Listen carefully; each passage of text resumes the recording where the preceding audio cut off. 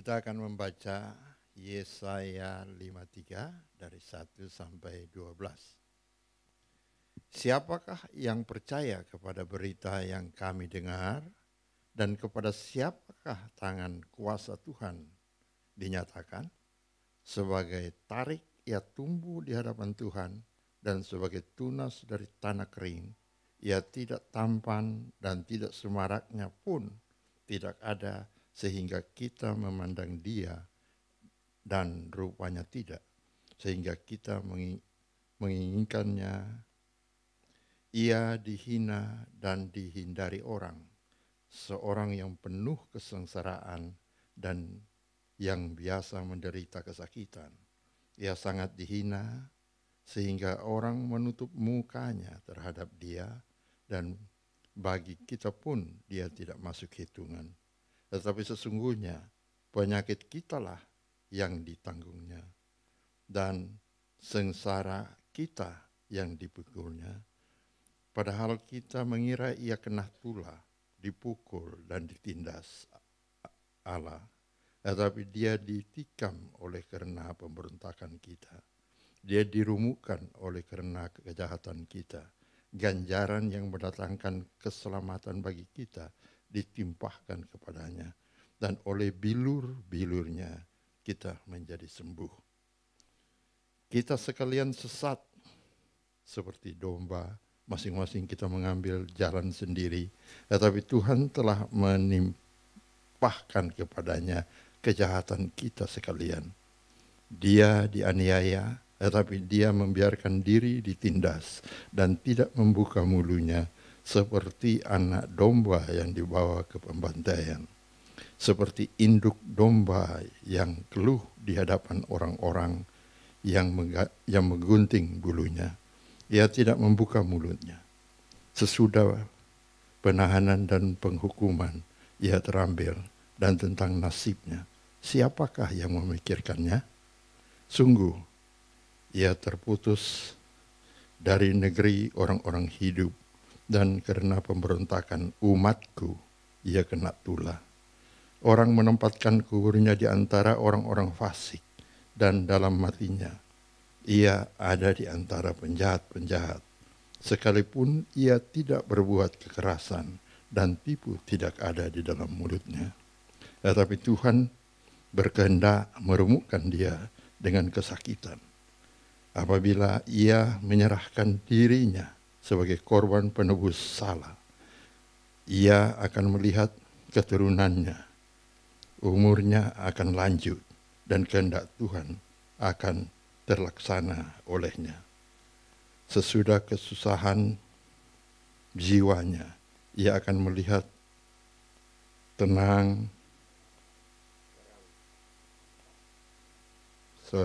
ia akan melihat terang dan menjadi puas, dan hambaku itu sebagai orang yang benar akan membenarkan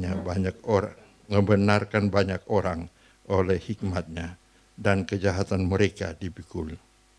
Sebab itu aku akan membagikan kepadanya orang-orang besar sebagai rampasan, dan ia akan memperoleh orang-orang kuat sebagai jarahan, yaitu sebagai ganti, karena ia telah menyerahkan nyawanya ke dalam maut, dan karena ia terhitung di antara pemberontak-pemberontak. Sekalipun ia menanggung dosa banyak orang dan doa untuk pemberontak-pemberontak. Terima kasih Pak Tony. Ya Tuhan, tuntunlah kami Tuhan, supaya makin mengerti akan kebenaran firman Tuhan. Tanpa penerangan, pengertian daripadamu, kami sering buta terhadap apa yang dikatakan oleh firman Tuhan. Oleh karena itu, berbicaralah, bukalah kami, supaya kami dapat menangkap sepenuhnya. Terima kasih Tuhan, inilah hamba-Mu, pakailah sesuai kehendak-Mu. Dalam nama Tuhan Yesus Kristus, amin. Saya rindu membagikan sedikit sebelum kita bagikan apa yang ini. Ini mau bagikan chronicle sampai Tuhan Yesus mati dan dikuburkan. Tentu sebelumnya saudara tahu Tuhan Yesus bersama murid-muridnya, ada perjamuan, ada kaki dicuci, ya saudara-saudara luar biasa. Dan habis itu ada pengkhianatan dari Yudas pergi menjual Tuhan Yesus dengan 30 keping perak. Apalagi saudara-saudara, ya dan sesudah itu murid-murid yang dibawa ke Taman Getsemani dan ketiduran di sana, mereka tidak bisa kuat mendukung guru mereka, ya. Dan sesudah itu apa saudara, ditangkap, Tuhan Yesus ditangkap, dan ada juga Malkus yang dipotong telinganya, mujizat terjadi. Ada mujizat lain waktu orang-orang itu bertanya, ya, mana Yesus? Dan Yesus katakan, aku inilah. Dan pada waktu itu mereka yang mau menangkap dia pada jatuh, ya. Dan sesudah itu dibawa ke imam besar. Dan saudara tahu bahwa apa?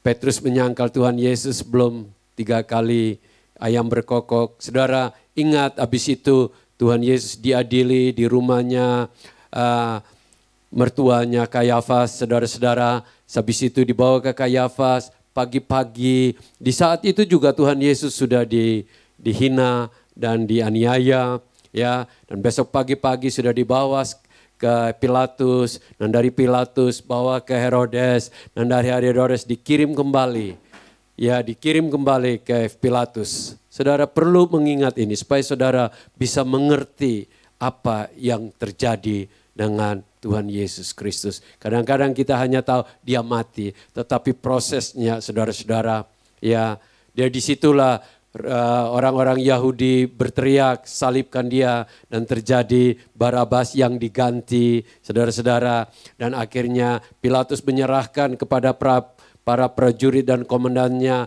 untuk menganiaya Tuhan Yesus dengan cambuk, dengan mahkota duri, dengan segala macam penghinaan. Ia memikul salib di tengah jalan.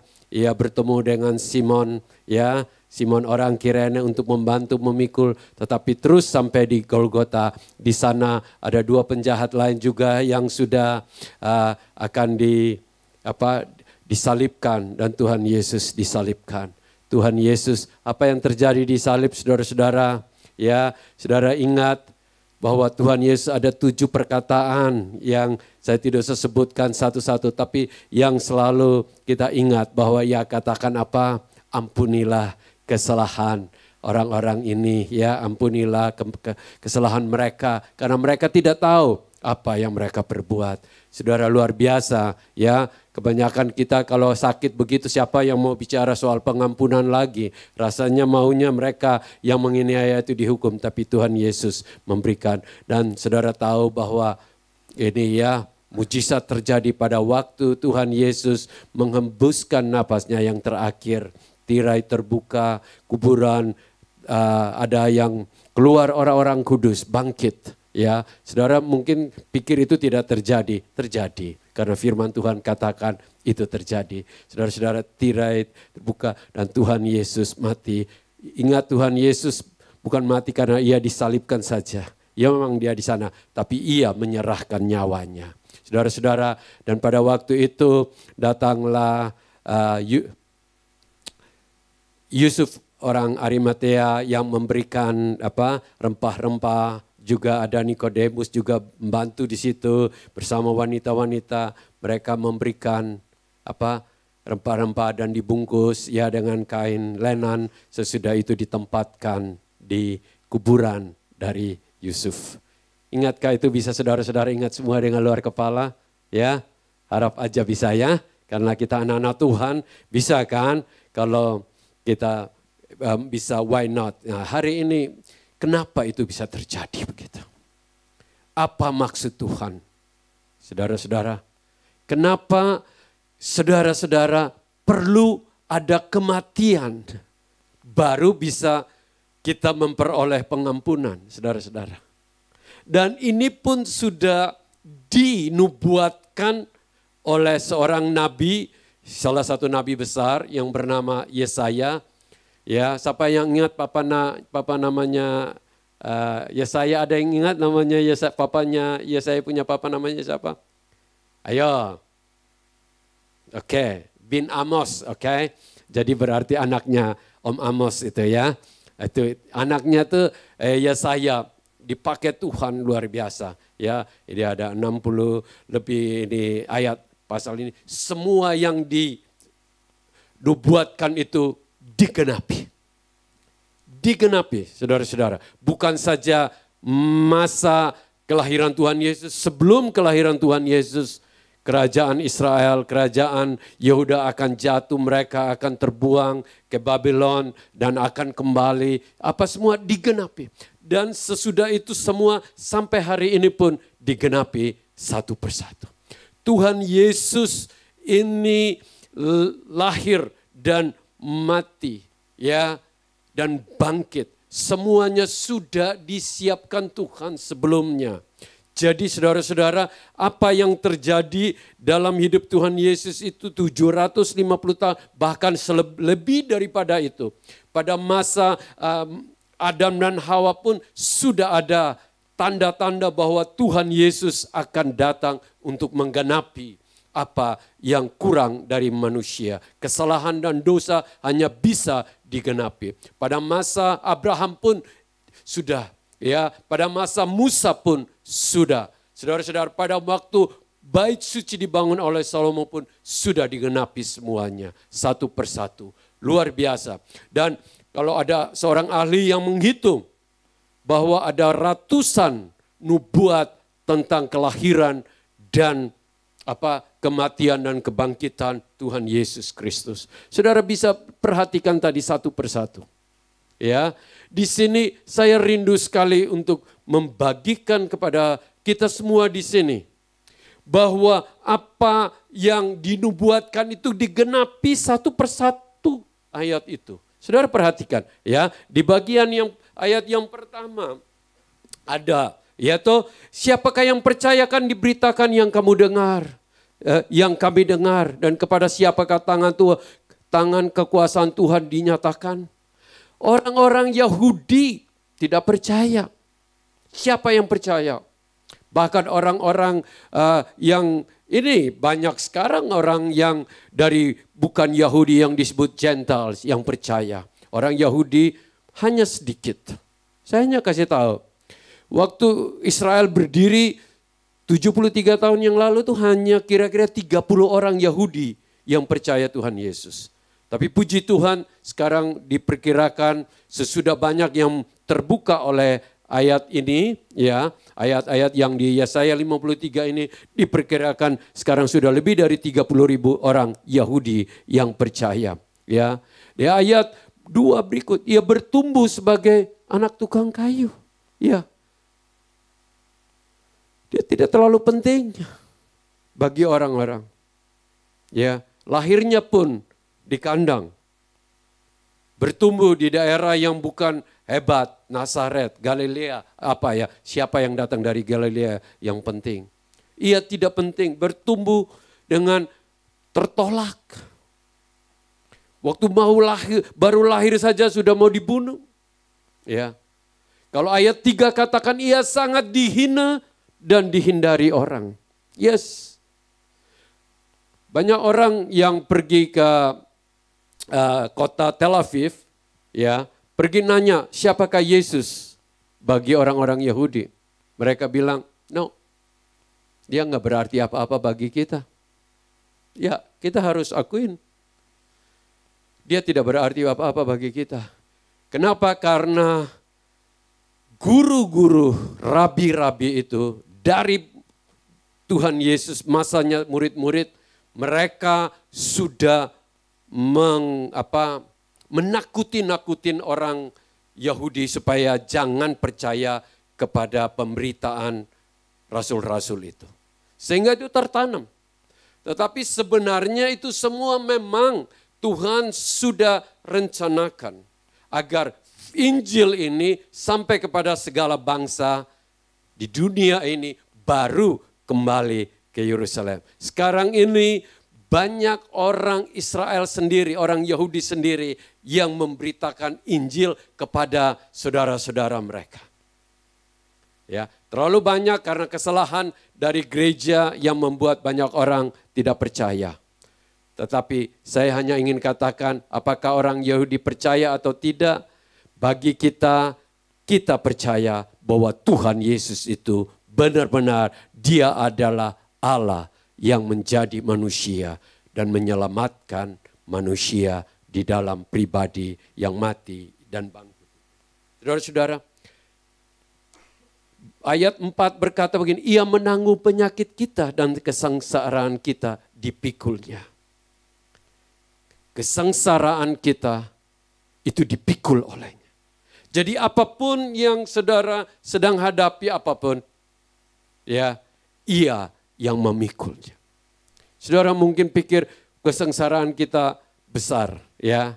Saya hanya ingin katakan bahwa Tuhan itu jauh lebih menguatkan dan jauh memikul daripada saudara bayangkan apa yang Tuhan selalu lakukan dalam hidup kita ini. Ya, ayat berikutnya lagi, ya, Ia tertikam oleh karena pemberontakan kita. Ia tertikam karena pemberontakan kita. Wow, saudara pikir kita ini bukan pemberontak, ya? Hanya orang-orang model seperti siapa aja yang jadi pemberontak.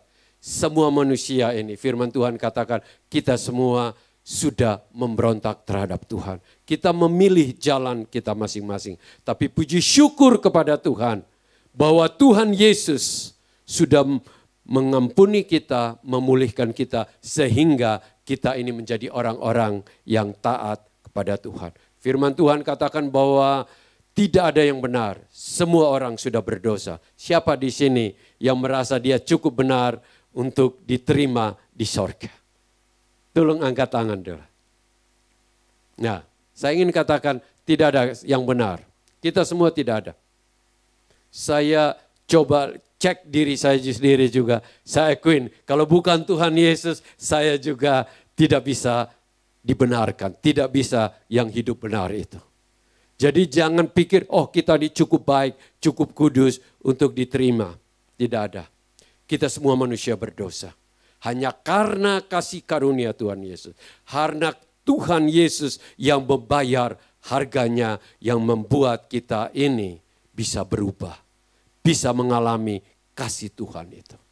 Jadi jangan orang pikir, oh saya pergi ke belajar agama, nanti saya jadi orang baik. Ya.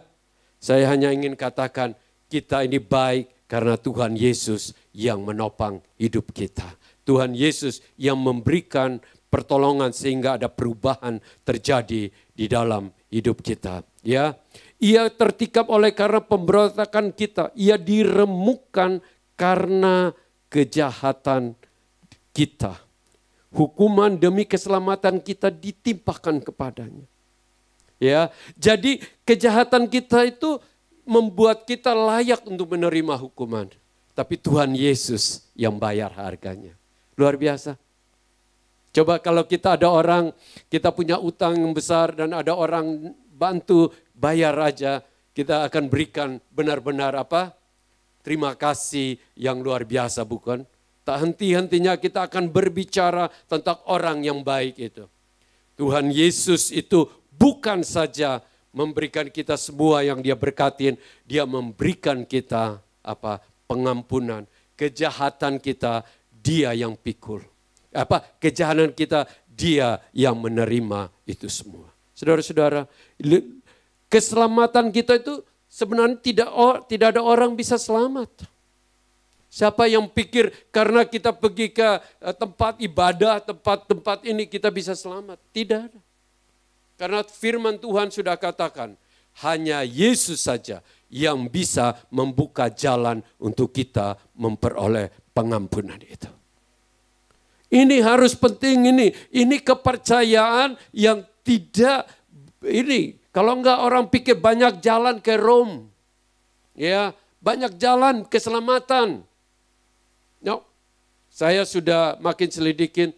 Yang namanya pengajar-pengajar agama itu bahkan mereka kepalanya pembuatan kejahatan. Saya ingin kasih tahu. Hanya orang yang benar-benar mengalami Kristus, mengalami pertobatan, mengalami hidup baru, baru bisa dia itu jalan itu terbuka masuk kepada sorga kekal.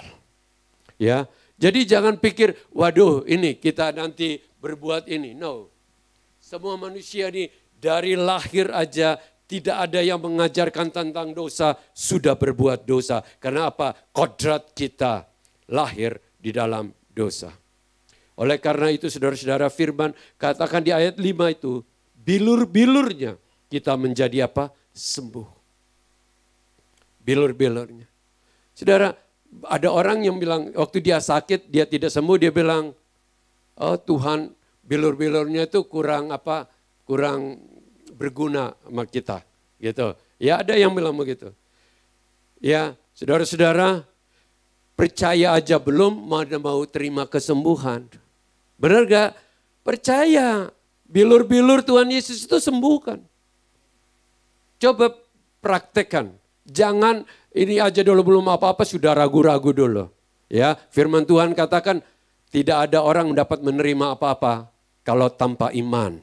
Iman baru bisa kita boleh memperoleh sesuatu dari Tuhan. Ya, oleh karena itu kalau sakit langsung katakan, Tuhan engkau sudah menyembuhkan saya. Bilur-bilurmu menyembuhkan aku. Ayat 6 katakan, ia menuntun kita yang tersesat meskipun kita telah memilih jalan sendiri.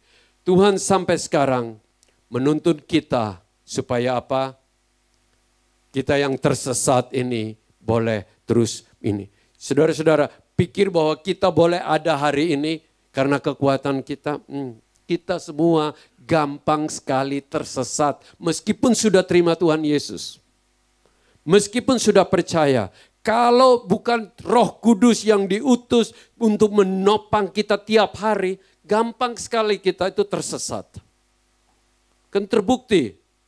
Banyak di 2 tahun terakhir ini banyak orang yang mundur. Kenapa? Tuhan juga sudah menuntun dia. Tapi karena apa? Ketidaktaatan. Saudara-saudara bagus, saya mengucap syukur bahwa hari ini masih banyak orang yang masih mau dengar firman Tuhan. Mau mengingat akan hari kematian Tuhan Yesus Kristus. Ya. Ayat 7 katakan, ia dianiaya, tetapi ia membiarkan dirinya seperti anak domba dibawa ke tempat pembantaian. Saudara-saudara, Tuhan Yesus tahu bahwa dia akan dianiaya, tapi ia memberikan dirinya untuk dianiaya dan mati di kayu salib. Sama seperti anak domba yang tidak bersuara saat masuk ke tempat pembantaian. Sama seperti induk domba yang apa? Yang bulunya ya digunting. Saudara perhatikan, domba itu memang makhluk yang luar biasa. Ya, dia apa saja sudah mau dibunuh pun nggak banyak lawan gitu. Coba kalau binatang lain, dia pasti nanduk dulu, apalagi kambing. Benar gak? Dia pasti nanduk dulu. Ya, tetapi domba itu, sehingga Tuhan Yesus disebut sebagai apa? Anak domba Allah yang luar biasa. Ya, saudara pernah perhatikan kan bulu domba ini? Bayangkan satu orang Australia, dia bisa satu hari itu bisa ratusan ekor potong gunting bulu itu ya. Kita mungkin satu aja sudah capek, dia bisa ratusan. Kenapa? Mereka tahu cara pegang, gak ada suara, mereka jepit, langsung gunting, dalam berapa menit sudah 1 ekor. Ya, luar biasa. Dan itulah gambaran dari kasih Tuhan kita, Yesus Kristus. Luar biasa. Perlukah kita selalu hidup di dalam kasih-Nya, di dalam pertobatan sungguh-sungguh? Sekarang ini waktunya kita harus benar-benar mengikuti Tuhan Yesus. Karena bukti dengan apa yang sedang terjadi ini, kalau kita lemah, maka kita akan terhampas, akan keluar dari apa yang Tuhan sudah sediakan. ya, yang Tuhan sudah sediakan. Saya di sini ayat, ia dihukum mati karena pemberontakan umatnya. Ayat 8, kita ini dihukum mati karena apa? Pemberontakan kita. Wow, saudara pikir saya tidak pernah berontak? Haha. Ya, saya pernah perhatikan ada orang itu baru masalah sedikit aja sudah langsung bilang saya nggak mau ke gereja, nggak mau ikut, nggak mau berdoa. Saudara, banyak orang begitu. Ya, banyak orang begitu. Itu kenapa hati berontak itu ada di dalam kita. Tetapi puji syukur kepada Tuhan. Ya, kalau Tuhan menuntun kita itu karena Ia ingin kita terus ada di dalam Dia. Ya, Ia menyerahkan dirinya, ayat 10, Ia menyerahkan dirinya sebagai korban penebus salah. Kita semua sudah berbuat salah, umat manusia. Tapi Tuhan Yesuslah yang menebus kita.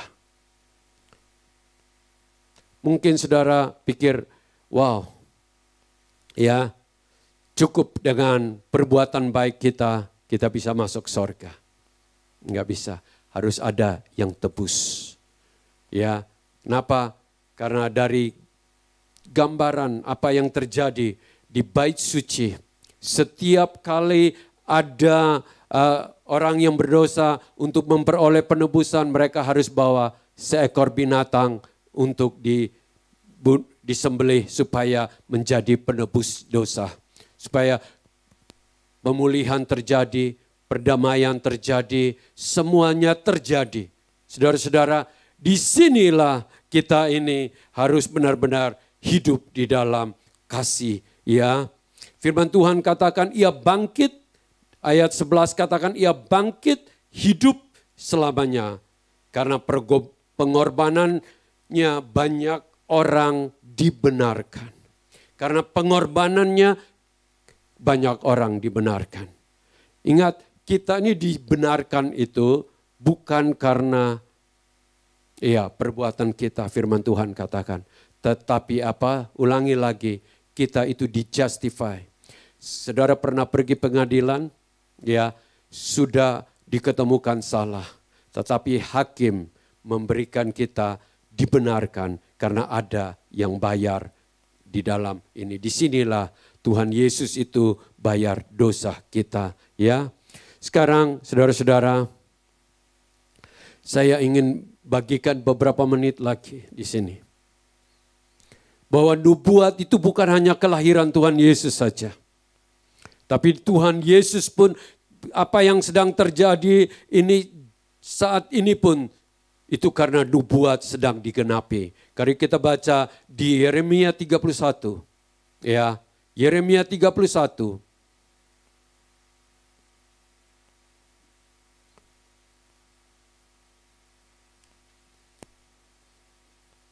Ayat 8.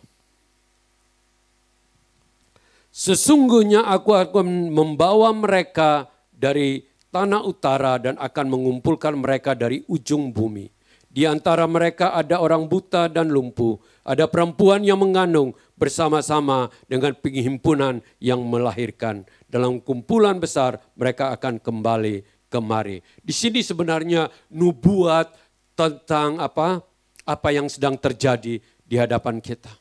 Setiap hari ada ribuan orang dari seluruh penjuru dunia kembali ke Israel. Tidak pernah di dalam sejarah manusia bangsa yang hancur tahun 70. Berarti 1800 tahun lebih. Pada tahun 1948 karena Tuhan Israel boleh ada sampai hari ini. 73 tahun yang lalu. Saudara-saudara, ini semua kenapa saya ingin bawa supaya kita semua percaya bahwa apa yang sedang dinubuatkan ini sedang digenapi satu persatu. Kelahiran Tuhan Yesus terbukti bahwa ia hidup. Apa yang dinubuatkan digenapi. Apa yang terjadi dengan Israel saat ini, itu pun sedang digenapi. Bahwa orang-orang dari semua suku yang terpencar, dari mulai zamannya Raja Asyur, ya pada tahun 700 lebih mereka terpencar di mana-mana. 700 tahun, 750 sebelum Masehi. Saya kesalahan. Ya jadi 2000 tahun yang 2700 tahun lalu mereka sudah terpencar.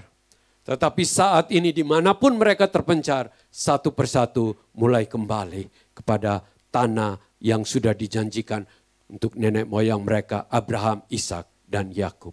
Saudara-saudara, dan hari ini, 5 menit terakhir ini saya ingin sampaikan kepada saudara, bahwa apa yang sedang terjadi di dunia ini pun saat ini sedang sedang terjadi ini sudah digenapi satu persatu. Hanya satu bagian yang akan terjadi dalam waktu yang akan ditentukan oleh Tuhan sendiri, yaitu kedatangan Tuhan Yesus yang kedua kali. Kalau ia menggenapi semua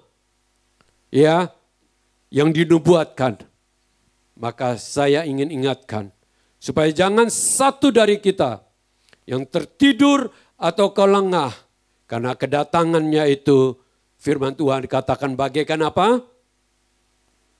Ya, waktu tertidur. Jadi jaga hidup kita. Apa yang sedang terjadi dengan perang di dunia ini, sebenarnya semuanya sudah dikatakan di dalam Alkitab. Kedatangan Tuhan Yesus Kristus sebelum ia datang, firman Tuhan dikatakan peperangan terjadi, gempa bumi terjadi, kelaparan di mana-mana, bencana alam di mana-mana. Ya toh, apalagi? Ya, COVID, saudara enggak tahu. Ada di ayat situ katakan bahwa penyakit sampar. Penyakit sampar itu ya waktu itu tidak ada kata COVID. Ingat kata COVID ini baru muncul berapa tahun, 2 tahun terakhir ini kan. Coronavirus dibikin COVID-19 itu. Sebelumnya itu mereka hanya tahu pada waktu itu penyakit yang menular mereka sebut sebagai apa? Penyakit sampar. Tahu-tahu aja orang mati. Nah saudara-saudara, hari ini semua sudah digenapi. Ya, kita tinggal di zaman di mana kita tidak tahu kapan Tuhan Yesus datang menjemput orang-orang yang percaya yang ada di dalam Dia. Ingat, ada orang percaya, tapi kalau tidak tinggal di dalam Dia, apa artinya? Bukan?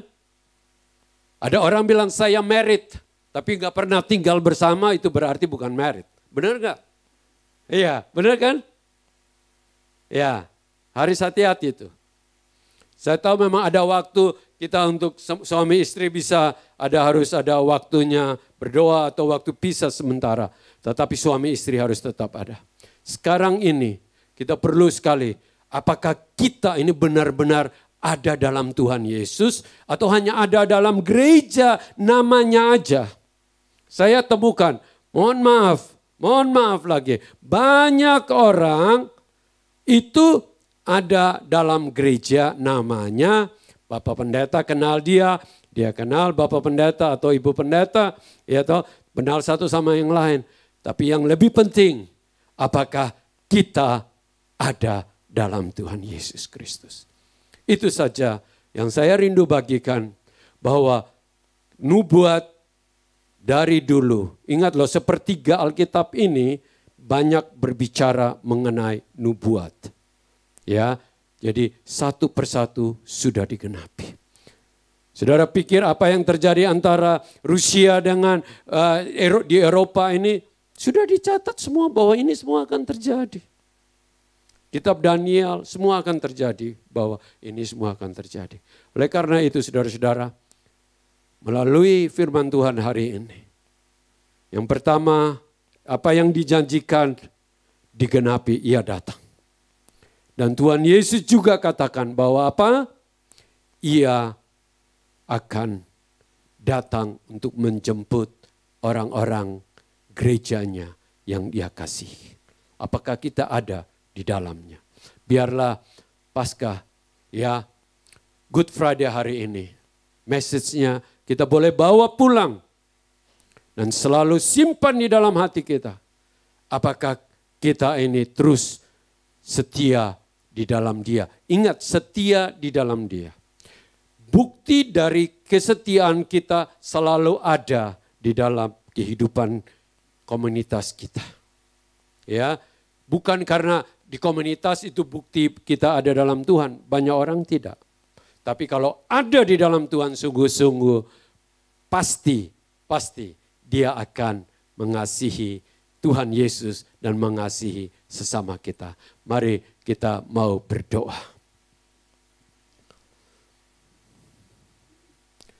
Tuhan, hamba-Mu hanya menyampaikan apa yang Engkau ingin hamba-Mu sampaikan kepada anak-anak-Mu untuk terus memperingati bahwa Engkau sudah menggenapi kedatangan-Mu yang pertama. Engkau pun akan menggenapi yang kedua. Yaitu Engkau akan menjemput anak-anak-Mu yang ada di dalam Engkau. Yang memiliki roh-Mu, yang hidup di dalam firman-Mu, di dalam kesetiaan, di dalam kebenaran-Mu Tuhan. Biarlah Tuhan kami semua diketemukan bahwa waktu kedatangan kami bagaikan 5 gadis bijaksana. Kami diketemukan bagaikan hamba yang setia. Kami diketemukan bahwa Engkau benar-benar, kami ini adalah domba-Mu Tuhan. Terima kasih Tuhan Yesus. Sebentar kami akan berpisah dengan satu yang lain Tuhan. Sebelum kami berpisah Tuhan, kami terus memohon Tuhan, kiranya Engkau menuntun kami supaya kami tidak terhilang di tengah dunia yang gelap ini. Tapi kami memisahkan diri kami dan tinggal di dalam terang-Mu yang ajaib. Terima kasih Tuhan, terima kasih Tuhan, terima kasih Tuhan.